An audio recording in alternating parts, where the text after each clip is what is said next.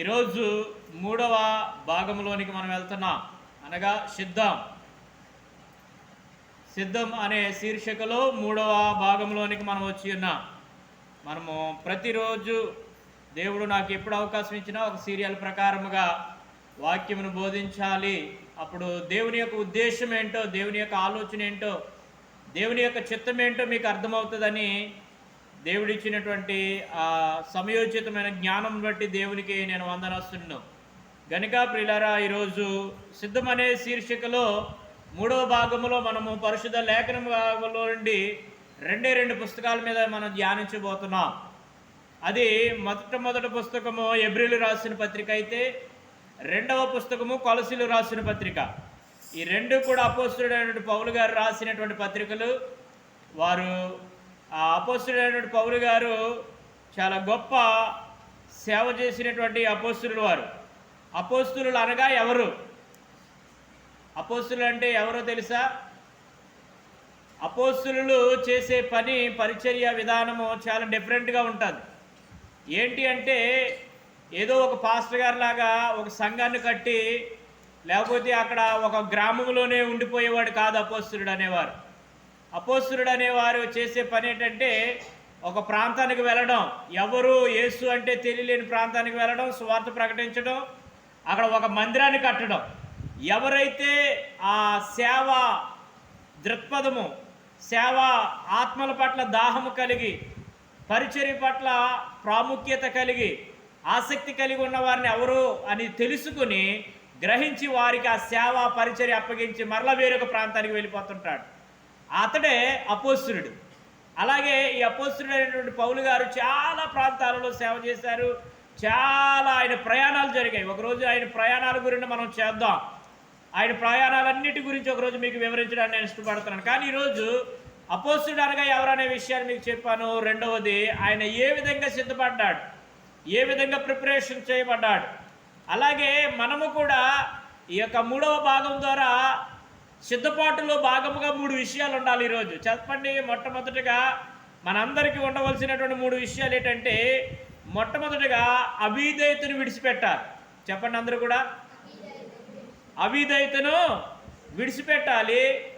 దేవుని యొక్క రాకడ కొరకు లక్ష్యం ఉంచాలి. మూడవది, పాలివారం అవ్వాలి. దేని కొరకు అంటే, పాలివారము పరిశుద్ధుల స్వాస్థ్యములో పాలువారు మగుటకు మనలను ఆయన ఏం చేశాడంట? ఏర్పాటు చేసుకున్నాడు. ఈ 3 విషయాల మీద ఈరోజు మనం ధ్యానించుకోబోతున్నాం.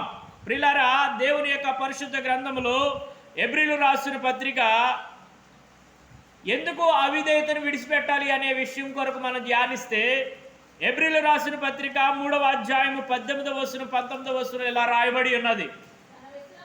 తన విశ్రాంతిలో ప్రవేశింపరని ఎవరిని గూర్చి ప్రమాణము చేసెను? అవిధేయులైన వారిని గూర్చియే కదా. అవిధేయత అనే గురించి అక్కడ అండర్లైన్ చేసుకోండి మీరు. కాగా అవిశ్వాసము చేతనే వారు ప్రవేశింపలేకపోయిరని గ్రహించుచున్నాం. దేవునికి స్తోత్రం చెబుదా. హల్లెలూయా. 201వ పేజీ నెంబర్లో ఎబ్రిలు రాసిన పత్రిక 3వ అధ్యాయము 18-19 వచనాల్లో రాయబడినటువంటి మాట ఏంటంటే, ఇక్కడ 2 మాటలను జ్ఞాపకం చేస్తున్నాడు.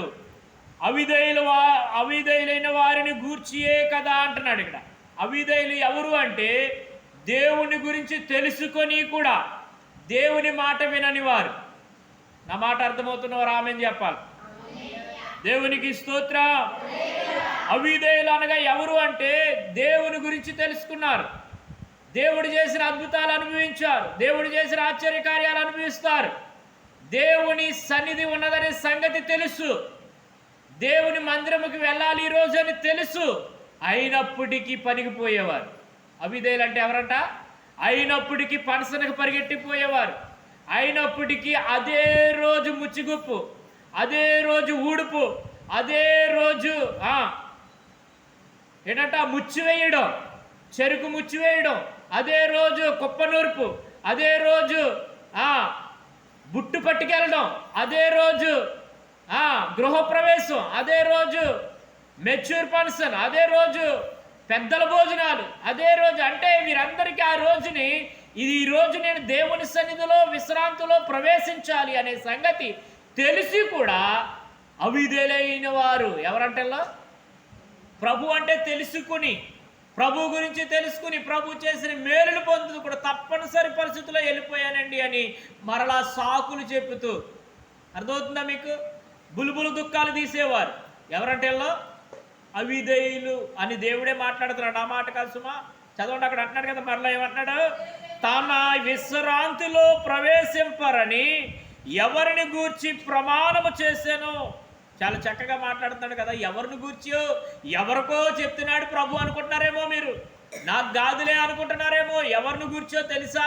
అక్కడ గుచ్చి నొక్కి ఒక్క నుంచి చెప్తున్నటువంటి మాటను మీరు పట్టుకోండి. అవిధేయులను గూర్చిన అవిధేయులైన వారిని గూర్చియే కదా అంటున్నాడు. గనుక ఈరోజు ఏ విధమైన అవిధేయత మనలో ఉన్నదో ఒకసారి మనం ఆలోచించాలి. మాటలో అవిధేయత, చూపులో అవిధేయత, వస్త్రధారలో అవిధేయత, నడకలో అవిధేయత, మనము వండే ఆ ఆహార పదార్థాలలో అవిధేయత. ఎక్కడా మనం పొరపడుతున్నాము? అన్యుల గురించి కాదు మాట్లాడే మాట, క్రైస్తవులైనటువంటి మన గురించి. ఖాళీ ఉన్నప్పుడు కాదు మనం దేవుని సన్నిధికి రావాల్సిందే. విశ్రాంతిలోనికి నువ్వు వెళ్ళాలి అంటే నీకు ఇంటిలో నెమ్మది లేకపోతే, ఇంటిలో శాంతి లేకపోతే, ఇంటిలో సమాధానం లేకపోతే విశ్రాంతి ఎక్కడ దొరుకుతుంది అంటే దేవుని దగ్గరే ఉంది. ఈ లోకంలో నువ్వు ఎక్కడికి వెళ్ళి సంపాదించుకోలేవు. అడగండి కావాలితే ఏదైనా. చాలా ఈ మధ్యన డిమోట్ అని రకరకాల మార్ట్స్ వచ్చేసాయి. అన్ని వస్తువులు ఉంటాయి అందులో, నువ్వు లేదంటే ఏదో ఉండదు. అందుకే మార్ట్ అని పెట్టారు. అది అర్థమవుతుందా? మరుగైనది సైతము మార్టులోకి తీసుకొస్తారు నీకు కనబడడం కోసం. అక్కడికి వెళ్ళి అడిగి చూడండి ఎంత పెద్ద. మేము మొన్న కాకినాడ వెళ్తుంటే తుని దగ్గరలో ఉంది డిమార్ట్. అన్నవరం, నక్కపల్లి, అడ్డు రోడ్డు, ఎక్కడ చూసినా రోడ్డు పాటలో పెద్ద పెద్ద మార్టులు కనబడుతున్నాయి. అక్కడికి వెళ్ళి అడిగి చూడండి, 1 కేజీ విశ్రాంతి కావాలని అడగండి, ఇస్తాడేమో. దొరకదు ప్రియులారా, ఎక్కడా దొరకదు. ఈ లోకంలో నువ్వు బంధువుల దగ్గరికి వెళ్ళినా, స్నేహితుల దగ్గరికి వెళ్ళినా, రక్త సంబంధుల దగ్గరికి అయినా, అన్నదమ్ముల దగ్గరికి వెళ్ళినా, ఏ ప్లేస్లోకి వెళ్ళి నీకు విశ్రాంతి లేదంట. ఎక్కడికంట?